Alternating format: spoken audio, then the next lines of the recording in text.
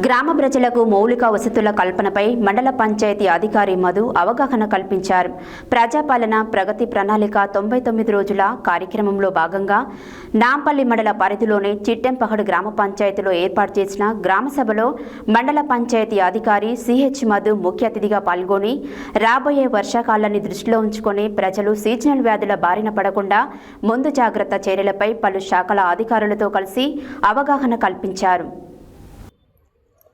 గ్రామ ప్రజలకు మౌలిక వసతుల కల్పనపై మండల పంచాయతీ అధికారి మధు అవగాహన కల్పించారు.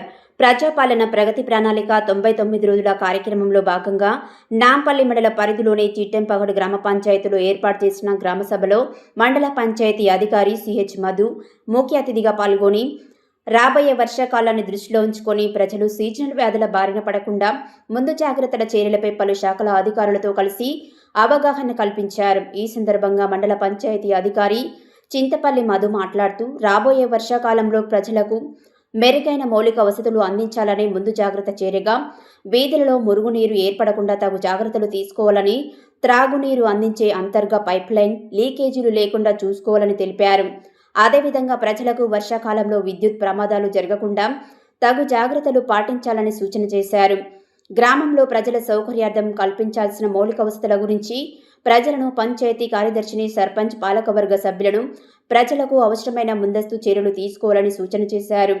ఈ కార్యక్రమంలో గ్రామ పంచాయతీ కార్యదర్శి గంజి వెంకటేశం, గ్రామ సర్పంచ్ కోరె దేవేందర్, అంగన్వాడీ టీచర్ యాదమ్మ, వ్యవసాయ విస్తరణ అధికారిని Anusha, electrical line men Padma Reddy, ఉప సర్పంచ్ అమరవాది యాదయ్య, వార్డు మెంబర్లు గడ్డం మధు, గోపిశెట్టి రాము, భూష్పాక లక్ష్మయ్య, కోరె ప్రేమలీల, బోయపల్లి యాదమ్మ, సైదులు, ఉగ్గపల్లి రాణి యాదయ్య, ఏకుల సిరియాల వెంకటరాములు, పలు శాఖల ఉద్యోగులు, గ్రామ పంచాయతీ సిబ్బంది, గ్రామ ప్రజలు తదితరులు పాల్గొన్నారు.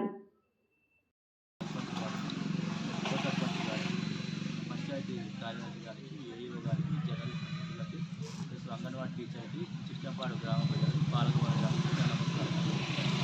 ఈ గ్రామ సభ అనేది ఇప్పుడు దేని ఉద్దేశంగా ఏర్పాటు చేసామంటే ప్రజాపాలన ప్రగతి ప్రణాళిక అని చెప్పేసి మార్చి 6 నుంచి జూన్ 12 వరకు రాష్ట్ర ప్రభుత్వం కండక్ట్ చేయమని ఆదేశాలు ఇచ్చింది.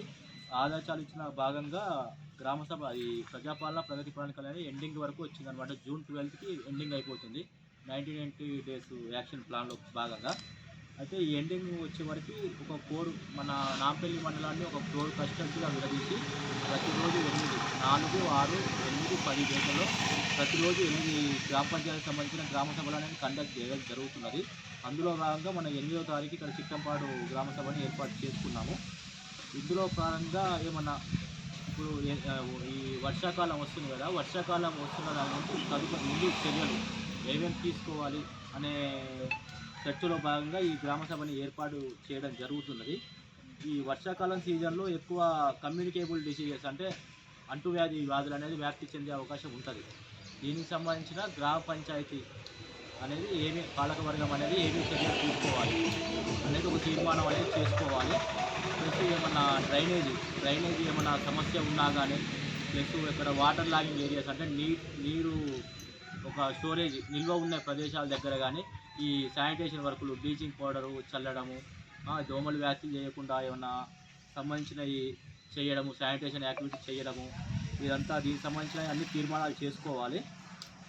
ప్లస్ ఈ పబ్లిక్ ఇన్స్టిట్యూషన్స్ అనగా ఈ స్కూళ్ళు, అంగన్వాడీ బిల్డింగ్స్, ఈ గ్రామ పంచాయతీ ఉన్న పబ్లిక్ ఇన్స్టిట్యూషన్స్ ఉంటే దానిలో భాగంగా వాటి దగ్గర కూడా శానిటేషన్ అంటే పారిశుద్ధ్య నిర్వహణ మేడం గారికి, మన సెక్రటరీ సార్ గారికి, అంగన్వాడీ టీచర్కి, మన పాలకవర్గానికి, మహిళలకి అందరికీ నా హృదయపూర్వక నమస్కారాలు తెలియజేసుకుంటూ ఈ 99 రోజుల ప్రజాపాలన ప్రగతి నివేదిక భాగంగా మనం చేసుకున్న పనులు, మన వచ్చిన కానించి 5 నెలల్లోపు ఏమేమి పనులు చేసినాం అనేది, ఎంతవరకు చేసినాం అనేది ఈ ప్రత్యేక గ్రామ సభలో తెలియజేయడం జరుగుతుంది. మనం ఫస్ట్ వచ్చిన కానించి ఏమైందంటే వాటర్ ఎక్కువ బజార్లలోకి వెళ్ళిపోవడం జరిగింది, పాగూరు బట్టి ఉండడం కూడా జరిగింది. అలాంటి వాటి అన్ని పైపులన్నీ ఏడేడ పగిలినాయో చూసుకొని అవన్నీ మొత్తం లీకేజ్లు అన్నీ చూసుకొని వాటిని రిపేర్ చేసి మొత్తం నీళ్లు రాకుండా బజార్లంపటి రాకుండా రావడం వల్ల వాటర్ చాలా తక్కువ పడే అవకాశం ఉంది కాబట్టి అది ఎక్కువ నీరు అవసరం ఉన్న పంటలు కాకుండా తక్కువ నీటితో పండే పంటల్ని మాత్రమే వేయాలని సూచిస్తున్నాము. ముఖ్యంగా మనకి ఇక్కడ తినడానికి వడ్లు ఇంత వేసుకుంటాం కదా, వాళ్ళు కూడా సన్న రకం వేసుకోవాలి, దొడ్డు రకంగా కాకుండా అనేసి చెప్తారు. ఈ సన్న రకం వేసుకోవడం ఏంటంటే దొడ్డు రకాలేమో 6 నెలల పంటలు, ఈ సన్న రకం ఏంటంటే 5 నెలల లోపలనే వస్తాయి మనకి.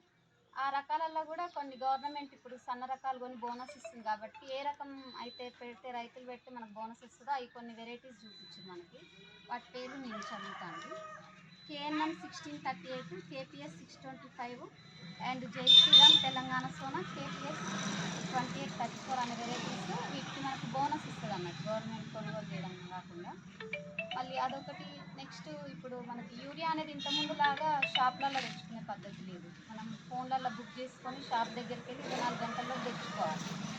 దీనికి మెయిన్ ఏంటంటే ఫోన్ నెంబర్కి మీకు ఏ నెంబర్ లింక్ ఉందో చూసుకోవాలి. ఆ నెంబర్కి మాత్రమే మీకు యూరియా అనేది ఓపెన్ అవుతుంది, లింక్ చేయడానికి అవకాశం ఉంటుంది. ఒకవేళ ఇంతకు ముందు ఫోన్ నెంబర్ లేని వాళ్ళు ఏదో ఒకటి పెట్టుకొని ఉండొచ్చు. ఇప్పుడు మార్చుకోవాలంటే మాత్రం వాళ్ళ యొక్క పాస్బుక్ తీసుకొని వచ్చి నన్ను సంప్రదిస్తే నేను అది మొబైల్ నెంబర్ మార్చుతాను. నెక్స్ట్ థర్డ్ వన్ వచ్చి ఫార్మర్ రిజిస్ట్రీ. దీని వాల్యూ అనేది చాలామందికి తెలీదు. మనకి ఇప్పుడు ప్రతి పథకానికి ఆధార్ కార్డు ఎంత ప్రామాణికంగా తీసుకుంటున్నారో రేపు రైతు సంక్షేమ పథకాలకి ఫార్మర్ రిజిస్ట్రీ, ఫార్మర్ ఐడి అనేది అదే. వాటర్ని సబ్మిట్ చేయడం జరుగుతుంది. దానికి కూడా కొన్ని జాగ్రత్తలు మనం పాటించాలి. ఏంటంటే మీరు పెద్ద మనుషులు వర్షాకాలంలో మనకు వ్యాధులు ప్రబలే అవకాశం ఉంది కాబట్టి మనం ఏం చేయాలంటే నీటి నిల్వ ఉండకుండా చూసుకోవాలి. కూర్చోండి పార్టీ. నీటి నిల్వ లేకుండా చూసుకోవాలి. నీరు నిల్వ ఉండడమే అతి ప్రమాదకరం. నీరు నిల్వ ఉంటే ఏమైందంటే దోమలు, పురుగులు, లేకపోతే ఇంకే లార్వ వచ్చేసాడు మొత్తం గుడ్లు పెట్టేస్తాం అంతేగా. లేదా చెత్త ఏదైనా కాడ వేసినా కూడా తడిచినా కూడా ఏమవుతుందంటే ఆ దోమలు అనేది మంచిగా గుడ్లు పెట్టేస్తుంది. ఆ గుడ్ల నుంచి మళ్ళీ దోమలు పెరిగిపోతూనే ఉంటాయి. కాబట్టి ఇవన్నీ మనకి ఏంటంటే చాలా ప్రమాదకరమైన విషయాలు.